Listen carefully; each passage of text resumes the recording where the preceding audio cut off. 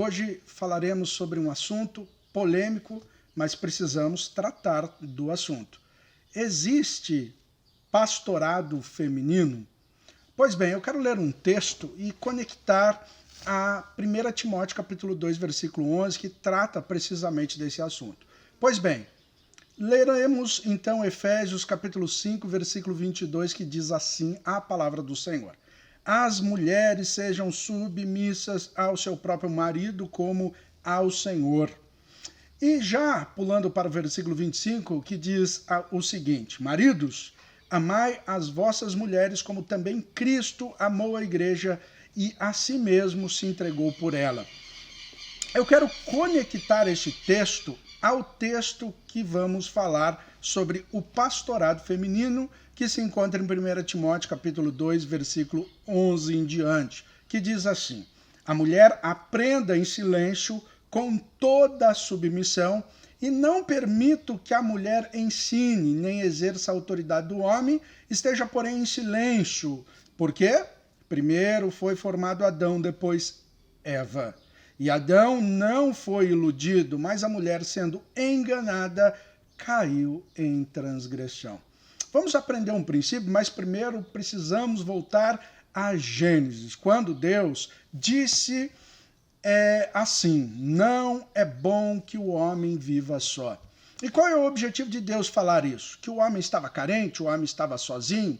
Talvez ele nem percebia isso, mas o objetivo da criação, toda ela, é que ela glorifique a Deus. E o objetivo de Deus ter criado o homem à sua imagem e semelhança é que esse homem glorificasse a Deus. E para glorificar a Deus é uma missão um pouco árdua, é uma missão um pouco pesada. Então, Deus cria a mulher. Repare então que o casamento, ele não é o fim em si mesmo, mas é um meio para um outro fim. Esse outro fim é a glória de Deus. Então, Deus cria a mulher, faz uma adjutora, uma pessoa para ajudar ao homem, e esta ajuda seria na missão que o homem tem de glorificar a Deus. Então, por isso, a mulher estaria subordinado à missão do homem, que é a glória de Deus.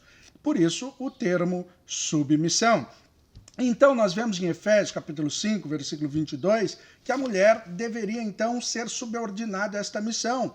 Não para atender os caprichos do homem ou para conceder favores indevidos ao homem, mas, pelo contrário, para que esse homem conseguisse glorificar a Deus nesta missão.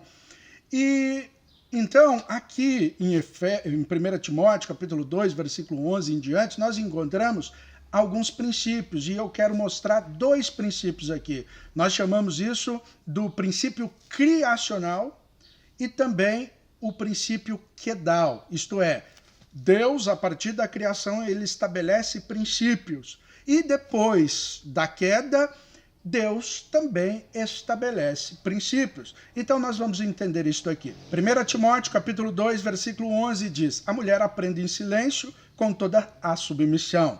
E não permito que a mulher ensine, nem exerça a autoridade de homem, esteja, porém, em silêncio. Aí ele justifica isto, o versículo 13, parece um pouco vazio, mas é uma justificativa através do princípio criacional. E qual é o princípio criacional? Versículo 13 vai justificar porque a mulher deve estar em silêncio. Porque primeiro foi formado Adão, depois Eva. Isto é, Adão foi formado para glorificar a Deus e Eva foi formado para ajudar o homem, então, Adão, glorificar a Deus.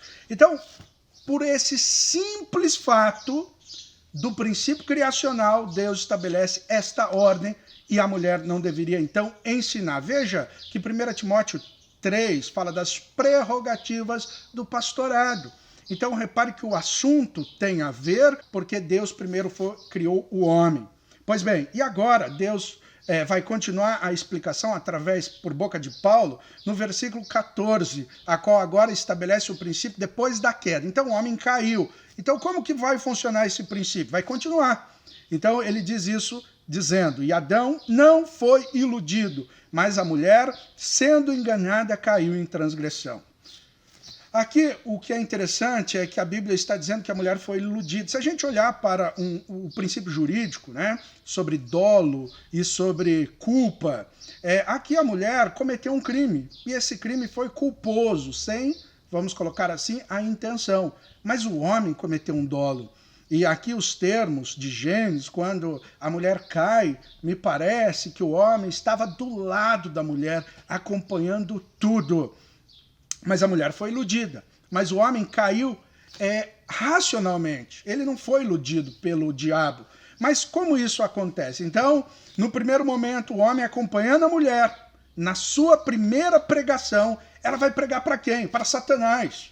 E Satanás, então, persuade ela a comer do fruto proibido. Então ela abre a Bíblia e ela começa a dizer, olha, Deus diz para não comer. Aí ela acrescenta, dizendo, mas também Deus pediu para não tocar. Nós não vemos isso no texto. Então ela começa a pregar. E com esta pregação, Satanás persuade ela dentro da pregação e diz, não foi isso que Deus disse.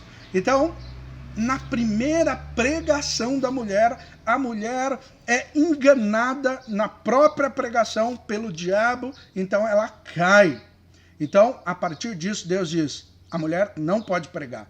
Mas já houve um princípio criacional que a mulher já não podia. E agora esse princípio é estabelecido pela queda, porque a partir do momento que a mulher prega, ela é enganada.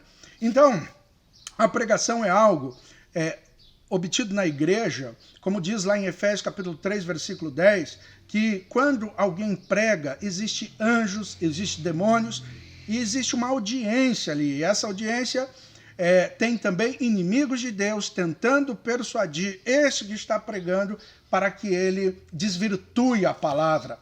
E então, o homem deve proteger a mulher, não deixando-a pregar. Por isso que a Bíblia diz que o homem deve morrer pela mulher. O homem deve assumir funções que a mulher pode ser enganada. Então eu não consigo ver aqui Paulo como machista. Por isso faço conexão com Efésios capítulo 5, versículo 25, que diz, vós, maridos, amai as vossas esposas como Cristo amou a igreja e se entregou por ela. Um amor sacrificial. E quando nós pregamos a palavra, nós estamos sujeitos ao engano, aos ataques do diabo, e seria muito cômodo a mulher estar protegida, porque a missão do homem é essa, é uma vocação do gênero masculino. Qual é a diferença entre o homem e a mulher? Nenhuma na questão de raça. Somos humanos e não há desarmonia nessa condição. Mas na questão de gênero, macho e fêmea, homem e mulher, também não há uma questão de glória entre uma e outra, mas simplesmente numa questão funcional. Nós vemos isso pela biologia, anatomicamente, há uma questão funcional de cada um desses gêneros e também à luz das Escrituras. Então, veja que o pastorado feminino é um ataque aos princípios cristãos e também é um ataque ao princípio da queda, porque a mulher caiu pregando. E então Deus ele fala, vamos fazer o seguinte, proteja a mulher, você homem pregando. Então quando uma mulher exerce essa função, a igreja está descoberta da própria função, porque a igreja então está suscetível aos ataques do diabo. E a Bíblia diz que as portas do inferno não prevalecerá contra a igreja. E quando existe uma função feminina pastoral, as portas do inferno prevalecem. Então, é uma questão bíblica, por mais que há ofensas ao mundo feminista em relação a isso, é uma questão bíblica e nós cremos na suficiência das Escrituras. A Bíblia diz assim e nós cremos na palavra do Senhor.